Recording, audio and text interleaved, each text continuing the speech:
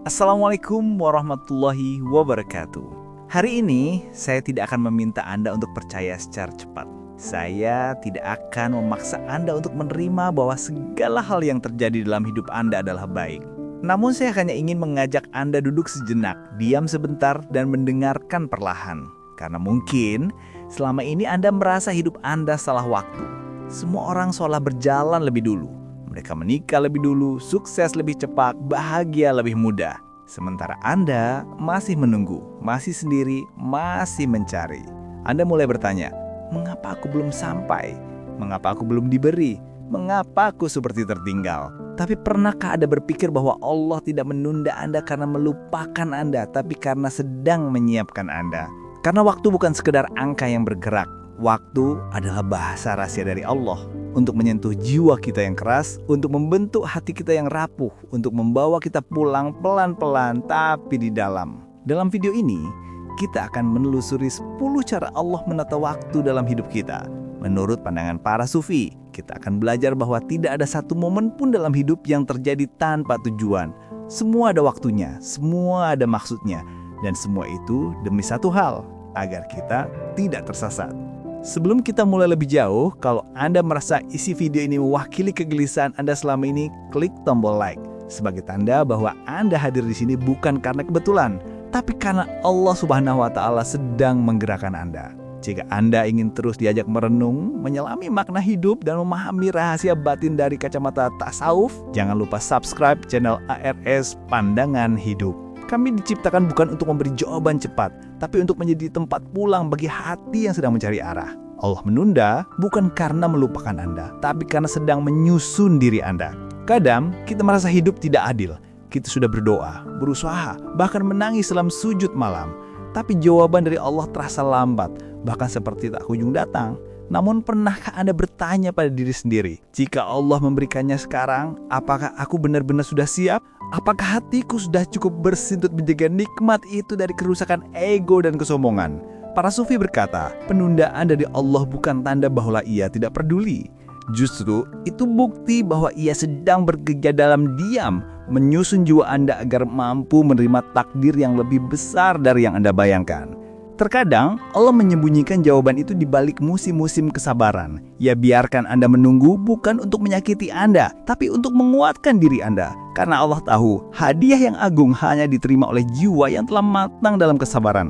Firman Allah, boleh jadi kamu membenci sesuatu padahal itu baik bagimu, dan boleh jadi kamu menyukai sesuatu padahal itu buruk bagimu. Allah mengetahui sedang kamu tidak mengetahui. Al-Baqarah ayat 216. Rasulullah SAW bersabda, ketahuilah, sesungguhnya kemenangan itu bersama kesabaran. Jalan keluar itu bersama kesulitan. Dan sesungguhnya bersama kesulitan itu ada kemudahan.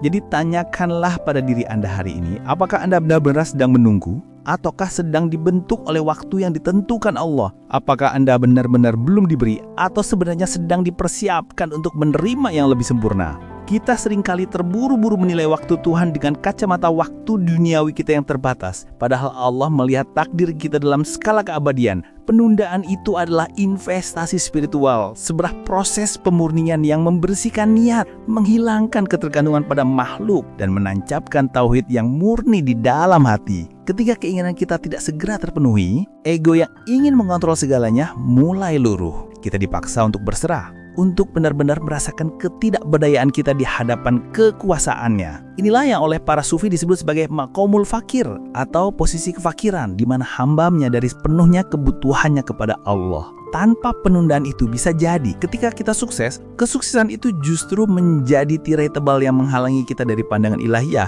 membuat kita sombong dan merasa bahwa pencapaian adalah hasil murni dari kehebatan kita sendiri. Allah ingin kita sampai pada tujuan bukan sebagai pemenang yang congkak, tapi sebagai hamba yang bersyukur dan rendah hati, yang tahu persis setiap nikmat yang datang adalah murni karunia, bukan hak yang wajib dipenuhi seketika. Allah mengatur siapa yang Anda temui di waktu tertentu. Setiap orang yang hadir dalam hidup Anda, baik yang datang membawa cahaya maupun yang membawa luka, bukanlah kebetulan. Mereka adalah bagian dari perjalanan Anda, bagian dari takdir yang Allah pilih untuk mengajari Anda sesuatu yang tak bisa dipelajari lewat buku atau nasihat. Pernahkah Anda merasa bahwa seseorang hadir tepat ketika Anda hampir menyerah? Atau justru seseorang meninggalkan Anda ketika Anda sedang sangat membutuhkannya? Itu bukan kebetulan. Itu adalah waktu yang ditulis oleh Allah. Dalam pandangan para sufi, setiap pertemuan adalah surat takdir. Ada orang yang datang untuk mendekatkan Anda pada Allah, ada yang hanya untuk menyentuh hati Anda sebentar, lalu pergi agar Anda belajar melepaskan. Ada pula yang membuat Anda menangis, agar Anda kembali mengingat bahwa satu-satunya tempat yang tak pernah mengecewakan adalah sujud. Firman Allah, tiada suatu musibah pun yang menimpa di bumi dan tidak pula pada dirimu sendiri, melainkan telah tertulis dalam kitab Lauh Mahfudz sebelum kami menciptakannya. Sesungguhnya yang demikian itu mudah bagi Allah. Rasulullah Shallallahu Alaihi Wasallam bersabda, sesungguhnya ruh-ruh itu seperti pasukan-pasukan yang dikumpulkan. Siapa yang saling mengenal akan saling mendekat, dan siapa yang tidak saling mengenal akan saling menjauh. Maka, renungkanlah, apakah Anda sudah cukup bijak memahami bahwa orang yang hadir dalam hidup Anda tidak selalu untuk menetap, tapi untuk membawa pesan dari Tuhan? Apakah Anda belajar dari setiap kehadiran dan kepergian? Ataukah Anda masih terjebak dalam luka tanpa melihat hikmahnya? Inilah pemahaman sufi tentang waktu perjumpaan, waqt al-liqa, yang menyadarkan bahwa segala koneksi manusiawi diatur dengan presisi ilahiyah untuk menggerakkan hati menuju ma'rifatullah. Kemudian, mari kita telah poin ketiga. Gagal di saat yang tepat lebih baik daripada sukses yang salah waktu. Kita sering mengukur keberhasilan dengan pencapaian duniawi. Tapi, para sufi mengukur keberhasilan dari seberapa jauh seseorang memahami hikmah di balik kegagalannya. Gagal itu tidak hina. Yang hina adalah ketika kita menyalahkan Allah atas kegagalan itu tanpa menyadari bahwa mungkin kita belum siap untuk menang. Gagal di waktu yang benar bisa menyelamatkan Anda dari kehancuran yang lebih besar. Tapi sukses di waktu yang salah bisa menghancurkan Anda pelan-pelan tanpa Anda sadari. Kadang, Allah biarkan Anda jatuh agar Anda sadar bahwa Anda tak bisa bergantung pada kekuatan Anda sendiri. Karena jika Anda berhasil dengan kesombongan, Anda akan menjadi raja dalam dunia yang palsu. Tapi, jika Anda gagal dalam keadaan berserah, Anda akan menjadi hamba yang sejati. Rasulullah Shallallahu Alaihi Wasallam bersabda, seorang mukmin tidak akan ditimpa musibah, meskipun hanya karena tertusuk duri, melainkan Allah akan menghapus bagian dosa-dosanya karenanya. Hadis riwayat Muslim. Pernahkah Anda merenung? Mungkinkah kegagalan itu adalah perlindungan dari Allah? Mungkinkah jika Anda sukses saat itu, Anda akan lebih jauh darinya? Dan mungkinkah Allah lebih memilih keselamatan jiwa Anda daripada keberhasilan duniawi Anda? Para ahli hikmah sering mengatakan bahwa musibah itu adalah hadiah terselubung. Kegagalan berfungsi sebagai rem spiritual. Ia menghentikan laju kita yang terlalu cepat dan seringkali salah arah, memaksa kita untuk meninjau kembali niat kita, membersihkan ambisi kita dari kotoran keduniawian, dan mengarahkan kembali komitmen kita hanya kepada Allah. Poin keempat berbicara tentang bagaimana Allah mengatur detik-detik kesadaran spiritual Anda. Ada momen dalam hidup yang sulit dijelaskan oleh logika. Momen ketika kita tiba-tiba terdiam, merasa hampa, dan tanpa sebab ingin kembali kepada Allah. Momen ketika hati yang keras mendadak retak, hanya karena satu doa, satu ayat, atau bahkan satu peristiwa kecil yang tak berarti bagi orang lain. Sufi menyebut ini sebagai detik-detik terbukanya hijab, saat doa menyentuh jiwa seseorang dengan cahayanya. Tapi, mengapa tidak setiap orang merasakan itu di waktu yang sama? Karena kesadaran spiritual bukan hasil dari upaya semata, tapi anugerah dari Allah yang diturunkan pada waktu yang telah ditentukannya. Ada orang yang hidup bertahun-tahun dalam kelalaian, tapi satu malam saja cukup membuatnya menangis berjam-jam dalam sujud. Ada orang yang belajar agama sejak kecil, tapi tidak pernah merasa dekat dengan Tuhan, sampai satu musibah mengguncang seluruh hidupnya. Lalu hati itu terbuka, lalu dia tersadar, itulah waktu Allah. Ia tahu kapan detik terbaik untuk menyentuh kesadaran Anda. Allah Subhanahu wa Ta'ala berfirman, "Dan tidaklah kamu menghendaki petunjuk, kecuali apabila dikehendaki oleh Allah, Tuhan semesta alam." Pertanyaan yang perlu direnungkan adalah, apakah Anda mengenali saat-saat Allah sedang mengetuk jiwa Anda? Ataukah Anda terlalu sibuk hingga tak pernah berhenti sejenak untuk mendengar bisikan hati? Dan jika Allah telah membukakan kesadaran, apakah Anda menjaganya atau melupakannya kembali? Detik-detik kesadaran ini yang juga dikenal sebagai hal, keadaan spiritual, atau tajali, penampakan cahaya ilahiyah, datang tanpa diduga, meruntuhkan benteng-benteng ghaflah, kelalaian yang telah kita bangun. Ini menunjukkan bahwa waktu spiritual tidak linear, melainkan berbentuk lingkaran di mana Tuhan dapat memajukan atau memundurkan kemajuan jiwa seseorang dalam sekejap mata. Kelima, kita memahami bahwa Allah membuat Anda menunggu agar Anda tidak menyembah hasil, tapi menyembah proses. Kita hidup di dunia yang cepat, semua ingin instan, semua ingin segera. Jadi, kita lupa bahwa dalam pandangan Allah, keberhasilan bukan tentang siapa yang sampai lebih dulu, tapi siapa yang bertahan lebih lama dalam ketaatan. Para sufi percaya bahwa penantian adalah madrasah tertinggi dalam kehidupan rohani. Karena dalam penantian Anda diajarkan sabar, tawakal, zikir dan ikhlas dalam kadar yang tidak akan Anda temukan dalam keberhasilan cepat. Allah tahu jika Anda hanya diberi hasil tanpa melalui proses, Anda akan menyembah hasil itu. Anda akan mengukul hidup Anda dari apa yang Anda punya, bukan dari siapa Anda sebenarnya. Dalam waktu yang panjang, dalam doa yang berulang, dalam malam yang sepi tanpa jawaban, di sanalah Anda mengenal Allah lebih dalam daripada apapun yang bisa Anda tonton di video atau baca di buku. Dalam proses itu, Anda tak hanya diberi, tapi dibentuk. Anda tak hanya menginginkan sesuatu, Anda mulai memahami makna hidup. Allah Subhanahu wa Ta'ala berfirman, "Dan sesungguhnya kami benar-benar akan menguji kamu, sampai kami mengetahui orang-orang yang sungguh-sungguh berjuang dan bersabar di antara kamu." Lalu, tanyakan pada hati Anda sendiri, apakah Anda sedang mencintai prosesnya atau hanya menunggu hasilnya? Apakah Anda masih sabar karena Allah atau sudah lelah karena dunia? Dan jika hasil itu tak kunjung datang, apakah hati Anda tetap percaya bahwa proses ini adalah bentuk cinta Allah? Penantian yang panjang ini, atau imal dalam istilah sufi, adalah ujian untuk mengikis syirik khafi, yaitu ketergantungan hati kepada sebab-sebab duniawi daripada kepada musabib al-asbab, mencipta sebab-sebab. Ketika kita menyembah proses, kita menghargai setiap detik perjuangan, setiap tetes air mata, dan setiap usaha yang diniatkan murni karenanya, menjadikan seluruh hidup sebagai ibadah. Ini jauh lebih bernilai di mata Allah daripada kesuksesan yang dicapai dengan hati yang lalai. Poin keenam mengajarkan kita bahwa Allah mengatur rasa rindu di waktu tertentu untuk menyentuh jiwa yang keras. Ada jenis rasa yang tidak bisa diatur manusia, rindu. Ia datang tiba-tiba, menusuk tanpa aba-aba dan meluluhkan hati yang sebelumnya membeku. Terkadang kita rindu pada seseorang yang sudah lama pergi.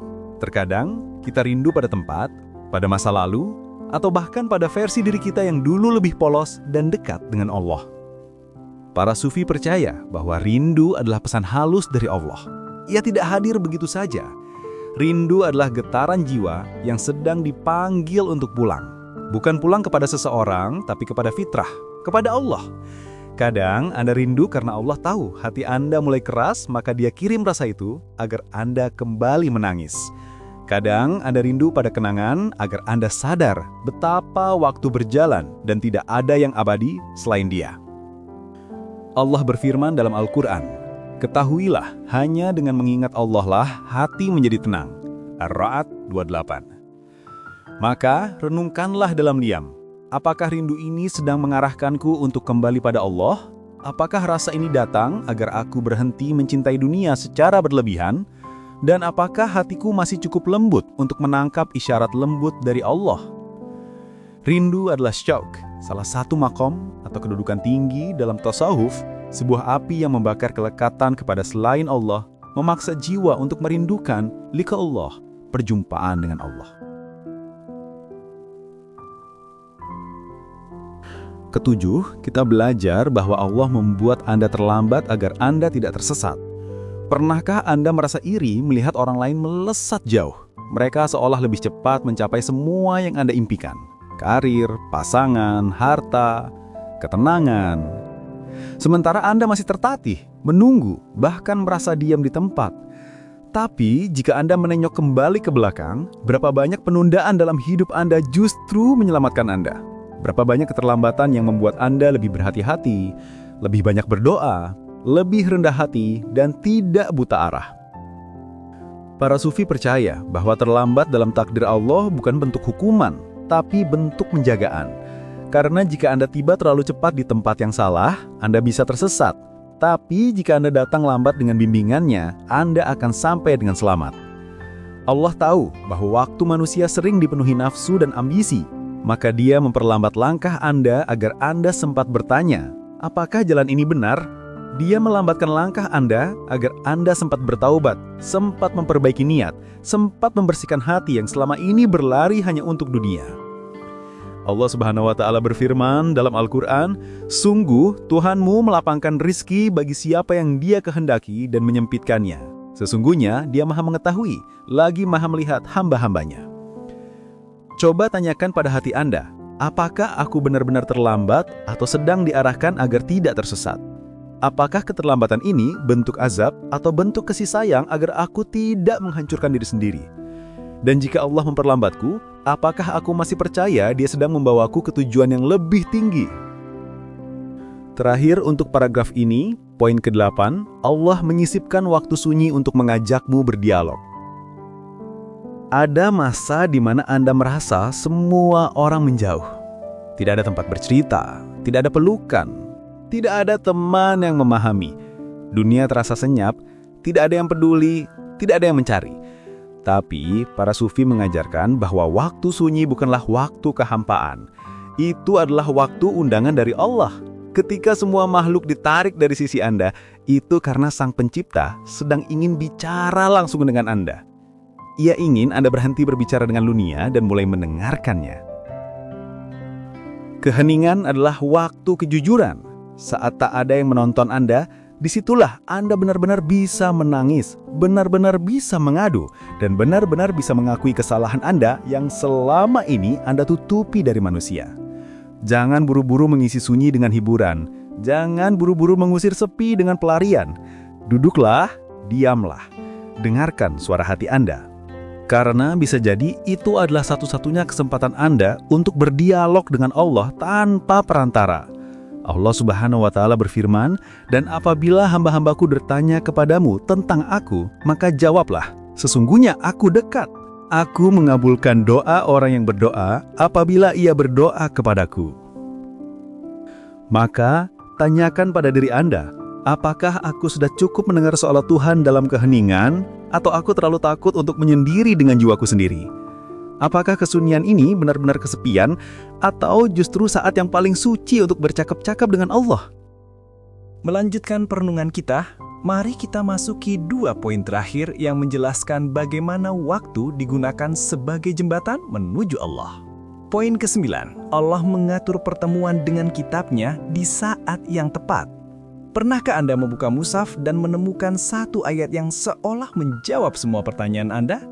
Seolah Allah sedang berbicara langsung kepada Anda. Itu bukan kebetulan. Itu bukan karena Anda memilih halaman yang tepat. Itu karena Allah memilih hati Anda pada waktu yang paling tepat untuk disentuh oleh firman-Nya. Sufi memandang Al-Quran bukan hanya sebagai kitab bacaan, tapi sebagai cermin. Di dalamnya, Anda melihat siapa diri Anda, arah Anda, luka Anda, harapan Anda, dan jalan pulang Anda. Tapi Anda hanya akan bisa melihat semua itu jika waktu Anda telah datang. Allah tahu kapan Anda sedang membutuhkan jawaban. Maka Dia tuntun jari Anda membuka halaman yang tepat. Dia buat mata Anda terhenti pada satu ayat. Dia lembutkan hati Anda agar bisa menangis saat menontonnya. Itu adalah waktu ilahiyah. Waktu yang hanya Allah yang tahu kapan harus datang. Allah berfirman dalam Al-Quran, "Dan kami turunkan dari Al-Quran sesuatu yang menjadi penawar dan rahmat bagi orang-orang yang beriman." Al-Isra ayat 82. Maka tanyakanlah dalam hati Anda, kapan terakhir kali kamu menonton Al-Quran dan merasa itu bukan bacaan biasa, tapi pesan langsung dari Allah? Apakah kamu membacanya hanya dengan mata atau juga dengan hati? Dan jika Allah telah mengirimkan jawabannya lewat ayatnya, apakah kamu cukup peka untuk mengerti maksudnya? Perjumpaan dengan ayat Al-Quran di saat yang tepat adalah manifestasi dari taufik atau pertolongan Allah. Bagi para sufi, setiap ayat adalah isyarat yang maknanya dapat berubah sesuai dengan keadaan spiritual salik. Ketika hati telah dibersihkan oleh penantian dan kesunyian, ayat yang sama yang pernah dibaca bertahun-tahun lalu dapat tiba-tiba bersinar dengan makna yang baru, menenangkan gejolak jiwa yang sedang mencari kedamaian. ini adalah pengaturan waktu yang paling halus, di mana obat diberikan tepat ketika luka paling terasa. Akhirnya, poin ke-10 dan penutup, Allah mengatur waktu agar Anda mengenal diri dan kembali kepadanya. Waktu bukan hanya detik dan menit. Waktu adalah guru, dan Allah adalah sang pengatur waktu yang mengatur kapan Anda harus belajar tentang diri Anda sendiri. Kadang Anda dipaksa diam agar Anda tahu betapa rapuhnya diri Anda. Kadang Anda dipaksa gagal agar Anda sadar bahwa Anda bukan penguasa takdir. Kadang Anda dipaksa kehilangan agar Anda kembali mencari Allah. Para sufi mengajarkan bahwa setiap peristiwa hidup dari yang menyakitkan sampai yang membahagiakan adalah panggilan untuk kembali kepada fitrah. Karena siapa diri Anda sebenarnya bukan terletak pada apa yang Anda miliki, tapi seberapa sadar Anda bahwa kamu milik Allah Subhanahu wa Ta'ala. Waktu membuat Anda lelah agar Anda tahu bahwa dunia tak bisa memberi kebahagiaan abadi. Waktu membuat Anda jatuh agar Anda tidak tinggi hati. Waktu membuat Anda menangis agar Anda tahu bahwa hati Anda masih hidup. Allah tidak membiarkan waktu berlalu sia-sia. Ia atur semuanya agar Anda tidak semakin jauh darinya. Allah berfirman dalam Al-Quran, "Dan aku tidak menciptakan jin dan manusia, melainkan agar mereka menyembahku." As-Dzariyat ayat 56. Maka renungkanlah, apakah aku mengenal diriku yang sebenarnya, atau hanya mengenal pencitraan yang aku bangun di mata manusia? Apakah aku sudah kembali kepada Allah, atau masih sibuk berlari dari kenyataan? Dan ketika waktu terus berjalan, apakah aku semakin dekat kepadanya, atau semakin lupa bahwa hidup ini hanyalah perjalanan menujunya? Setelah semua yang kita renungkan bersama hari ini, saya ingin Anda mengambil napas dalam-dalam. Bukan karena kita selesai berbicara, tapi karena Anda sudah berjalan cukup jauh hari ini menelusuri lapisan-lapisan waktu yang mungkin selama ini hanya Anda tangisi, padahal mereka semua adalah tanda cinta. Ketika Anda merasa terlambat, sebenarnya Anda sedang dijauhkan dari arah yang salah. Ketika Anda merasa ditinggal, sebenarnya Allah sedang mengosongkan ruang dalam hati Anda agar Anda punya tempat untuknya. Dan ketika Anda merasa sepi, sebenarnya Anda sedang diberi ruang suci, ruang di mana hanya Allah dan hati Anda yang bisa berdialog. Waktu tidak pernah netral. Ia adalah alat Tuhan untuk mengubah Anda, menggugurkan ego Anda, menumbuhkan akal Anda, menghaluskan hati Anda, dan membawa jiwa Anda kembali pulang dengan selamat. Maka jangan takut berjalan pelan, jangan malu terlambat, jangan merasa ditinggalkan. Karena siapa yang bersahabat dalam waktu akan bertemu dengan Allah pada akhirnya di waktu yang paling sempurna. Jika video ini membuat Anda menangis dalam diam atau merasa lebih dimengerti oleh Allah, tolong bantu sebarkan ke orang-orang yang mungkin jantungnya sedang letih. Karena kita tidak pernah tahu, barangkali video yang Anda bagikan hari ini menjadi sebab seseorang kembali kepada Allah malam ini. Dan di kolom komentar ceritakan satu momen dalam hidup Anda saat Anda merasa waktunya terlalu aneh untuk disebut kebetulan. Saya akan membaca satu persatu karena setiap kisah kita adalah cermin dari perjalanan kembali pada Allah. Semoga Allah Subhanahu wa Ta'ala senantiasa menaungi kita dengan rahmat dan kasih sayangnya, menjadikan setiap detik hidup kita sebagai jembatan yang kokoh menuju keriduannya, mengampuni segala keterlambatan dan kelalaian kita, serta mengarahkan hati yang rapuh kita untuk selalu kembali dan berserah kepadanya, hingga tiba saatnya kita dipanggil pulang dalam keadaan husnul khotimah. Terima kasih telah menonton video ini. Jangan lupa untuk subscribe channel ARS Pandangan Hidup, agar kita bisa terus bersama-sama menyelami rahasia tasawuf dan makna hidup yang lebih dalam. Wassalamualaikum warahmatullahi wabarakatuh. Semoga waktu Anda menjadi jembatan kembali kepadanya.